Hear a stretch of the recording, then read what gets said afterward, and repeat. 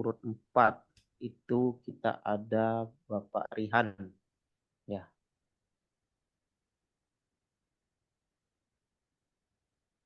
Ya, terima kasih Pak. Saya Ya, mulai ya silakan, Pak ya. Pak. Saya Ya, mulai baik. 9.01 harapannya selesai 9.20. Oke, is it share screen?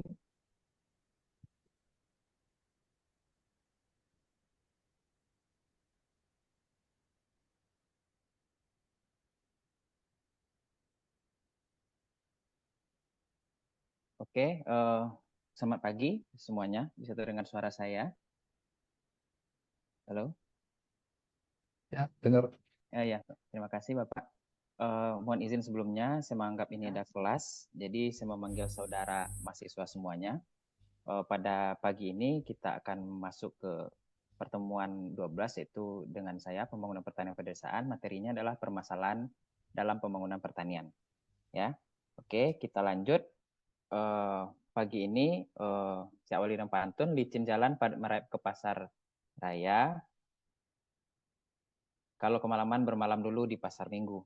Izin dan perkenalkan kepada mahasiswa semuanya. Assalamualaikum warahmatullahi wabarakatuh. Waalaikumsalam warahmatullahi wabarakatuh. Oke. Pada mata kuliah pembangunan pertanian pedesaan ini, saudara-saudara sekalian, bisa kita lihat bahwa kita sudah sampai pada pertemuan ke-12, di mana capaian pembelajarannya bisa kita lihat adalah mahasiswa itu harus mampu mengambil keputusan secara tepat dalam konteks penyelesaian masalah di bidang pembangunan pertanian. Jadi di bidang pembangunan pertanian ini kita mengambil topik permasalahan pembangunan pertanian, dan harapannya di kelas ini kita akan melakukan penyelesaian studi kasus seperti itu. Oke, ini referensi yang dapat kita ambil atau kita baca, ya.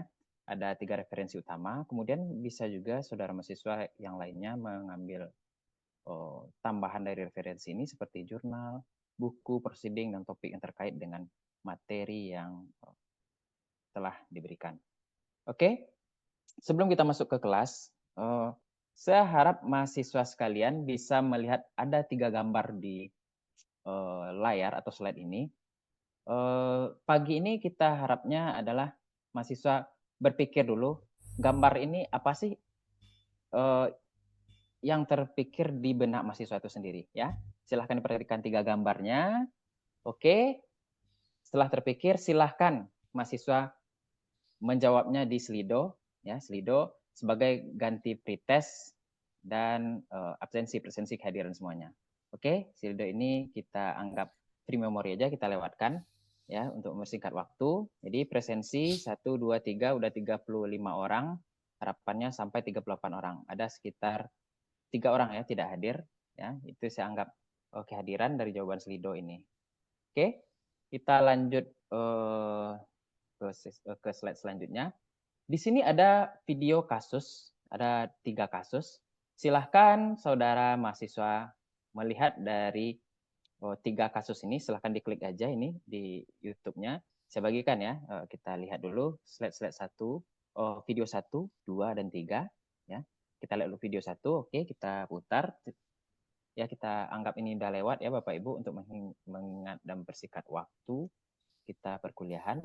Saya anggap 3 video ini telah selesai ditonton seperti itu. Ya, dari ketiga video ini saya ingin bertanya dulu kepada mahasiswa yang ada di sini.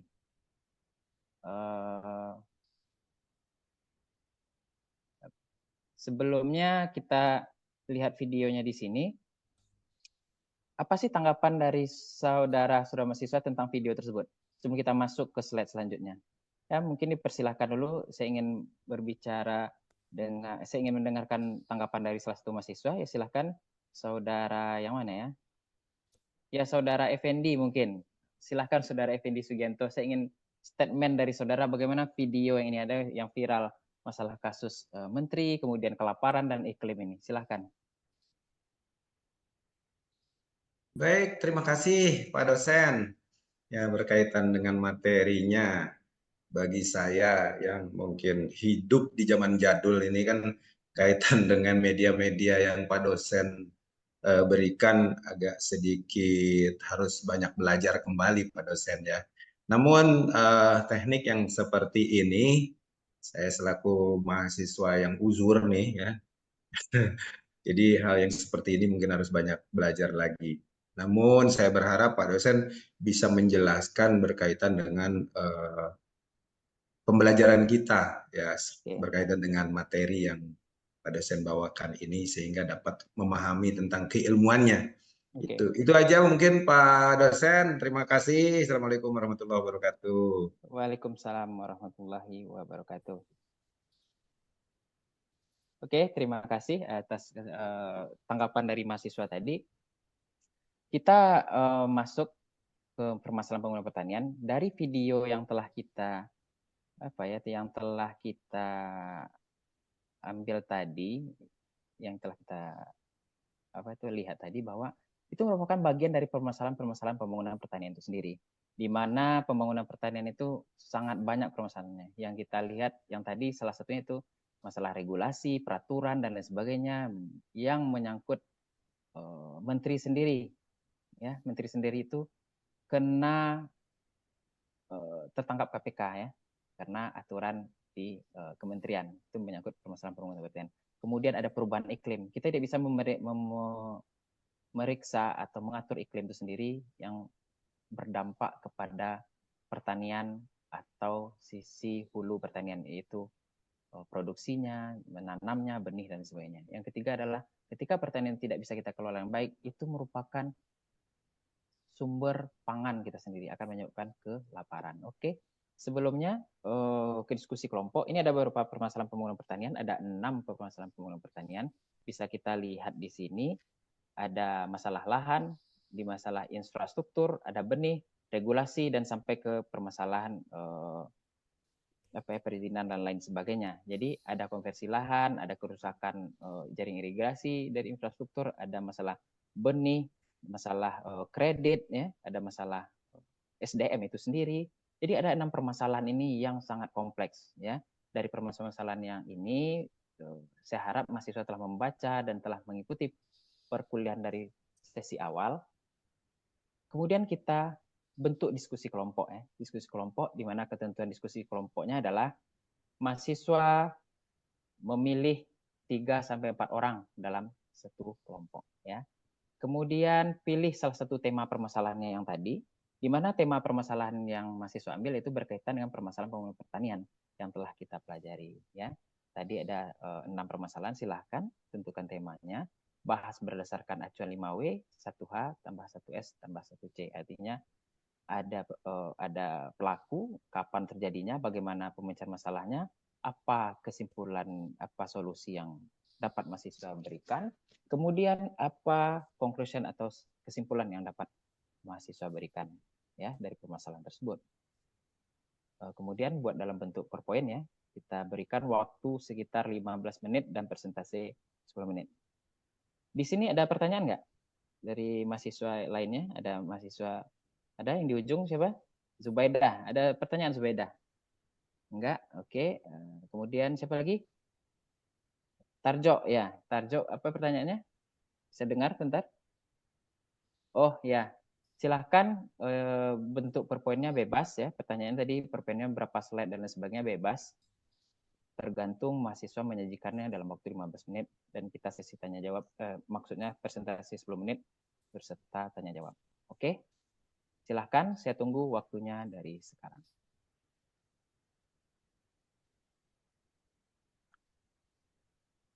Oke, setelah saya lewatkan ya, Bapak Ibu, ya maaf saudara-saudara mahasiswa, saya lewatkan dari hasil diskusi, kelompok, sesi tanya jawab, sampai kelompok-kelompok yang telah dibentuk tadi mempresentasikan hasil dari diskusinya dan telah tanya jawab, telah saya nilai dan telah tampil semuanya. Maka dari hasil diskusi yang berjalan tadi, kita dapat melihat topik yang telah kita bahas tadi atau kesimpulannya yang kita bahas tadi adalah adanya tantangan pembangunan pertanian di Indonesia, ya. Apa itu tantangan pembangunannya? Yang pertama itu perubahan iklim, ya, di mana ada gagal panen yang berakibat kelangkaan atau krisis. Kemudian yang kedua ada kondisi perekonomian global, di mana kita lihat harga produk pertanian naik sementara inputnya ditekan sehingga menjadi krisis ekonomi yang berdampak pada pelemahan ekspor. Kemudian ada gejolak harga pangan global, kita bisa lihat sendiri harga pangan terus naik ya seperti itu. Kemudian kita lihat apalagi aspek distribusi sampai dengan laju urbanisasi. Kenapa sektor pertanian dianggap kurang seksi atau kurang menjanjikan terhadap generasi muda sehingga meninggalkan daerah pedesaan karena pedesaan itu identik dengan sektor pertanian dan melanjutkan migrasi ke kota ya seperti itu. Jadi dari beberapa diskusi yang kita bangun tadi itu ada strategi pembangunan yang dilakukan. Menurut Profesor Bustanu Arifin ini ada beberapa strategi yang bisa kita rujuk di bukunya Prof. Bustanu Arifin 2020 itu tentang pembangunan pertanian berkelanjutan, tentang kebijakan dan strateginya. Yang pertama ada land reform sendiri, mencakup distribusi tanah, pembangunan infrastruktur pertanian, dan lain sebagainya. Kemudian kita bisa merumuskan kebijakan alternatifnya, kemudian memberikan kewenangan yang memadai. Kemudian kita mengintegrasikan strategi diversifikasi pengembangan teknologi. Kemudian kita lanjutkan itu melakukan integrasi pembangunan, ya menurut Bustanu Arifin sampai dengan good and agriculture processing atau pengembangan teknologi yang dapat mempermudah dalam proses pembangunan pertanian itu sendiri. Ada 6 itu, land reform, perumusan kebijakan, kewenangan pemerintah, kemudian integrasi, kemudian juga pembangunan ke dalam kebijakan makro, dan ada processing teknologi di sana. Oke, kenapa pertanian itu sangat penting? Ya, ini adalah kontribusi sektor pertanian. Ada sebagai bahan pangan, serat baku industri. Ya, bisa menjelaskan nggak kenapa ada kontribusi sektor pertanian itu sebagai bahan pangan dan serat baku industri? Oke, siapa yang angkat tangan? Oke, mungkin Ucok ya, silakan Ucok. Ya, saya cukup menangkap dari pertanyaan dari Ucok itu sendiri, pernyataannya bahwa memang betul segala yang kita makan itu adalah bahan bakunya dari pertanian. Kemudian beberapa produk industri itu pertanian, jelas. Ya, kita lanjut sebagai sumber devisa negara memang betul, ya. Kemudian sebagai tenaga kerja dan akumulasi kapital memang betul. Kenapa? Karena sektor pertanian sangat terbuka menangkap tenaga kerja. Tidak ada proses-proses yang ribet dan jelimet untuk masuk ke tenaga kerja sektor pertanian. Baik buruh kasar, baik berwirausaha, entrepreneur sektor pertanian, ataupun sebagai pedagang atau broker dan sebagainya, spekulan di sektor pertanian. Bisa kita lihat itu akan terbentuk secara sendirinya di daerah-daerah. Seperti ada tengkulak, ada toke, akan terbentuk pasar. Ya. Kemudian ada pasar potensial dan sumber pendapatan yang seperti itu. Di desa-desa ada pasar kalangan dan sebagainya yang dapat menampung hasil produksi sektor pertanian. Kemudian yang tidak lupa lagi kita bahwa sektor pertanian merupakan fungsi pelestarian lingkungan. Ya. Ini ada debating dari debat-debat dari masyarakat, termasuk permasalahan pembangunan pertanian di IKN. Fungsi pelestarian lingkungan ini dipertanyakan ya untuk sektor pertanian itu sendiri. Oke, kita lanjut. Kalau tidak ada pertanyaan, ya kita lanjut. Silahkan saudara mahasiswa berpikir dari gambar ini apa permasalahan dan kemudian apa solusi dari pembangunan pertanian yang ditunjukkan oleh gambar ini, ya. Di mana pada gambar ini bisa kita lihat, ya. Ada yang bertanya? Ada yang ingin mengungkapkan pendapat? Oke, Zulkifli mungkin ya. Silahkan, saya dengarkan. Ya, betul. Jadi ada pergeseran atau ada perubahan di mana teknologi, memang betul, teknologi itu memudahkan dan mengefisiensikan dalam proses pertanian. Ya, intinya adalah pembangunan pertanian berjalan dengan baik dengan bantuan teknologi. Di mana dulu ada membajak sawah dengan kerbau, sekarang udah traktor. Dulu irigasi melalui kincir air, sekarang sudah pakai drone. Ini bisa kita lihat di mana saja. Ya, itu kesimpulan dari saya, di mana sektor pertanian banyak permasalahannya, tapi kita tidak boleh skeptis dalam artian sektor pertanian dapat dikembangkan, malahan menjadi tulang punggung dari perekonomian Indonesia. Ya, itu yang dapat kita simpulkan dari berbagai macam yang kita bahas tadi, diskusi kelompok tadi, kemudian ada sesi tanya jawab, dan sampailah kepada kesimpulan yang dapat kita ambil.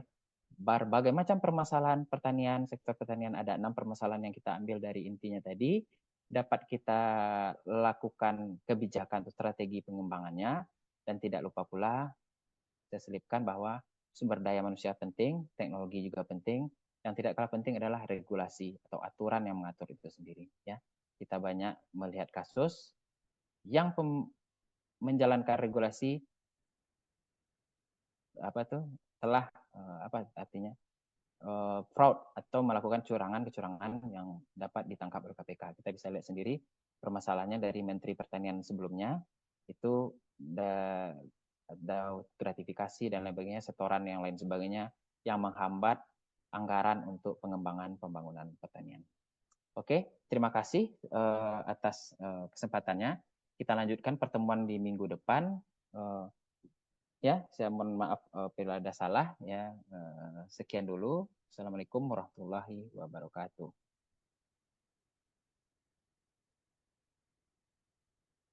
Oke, terima kasih Bapak atas kesempatannya. Saya sudahi, Pak. Oke. Baik, terima kasih Pak Rihan ya.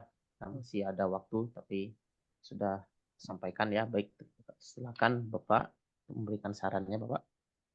Oke. Pak Rihan menggunakan itu ya, e-learning ya?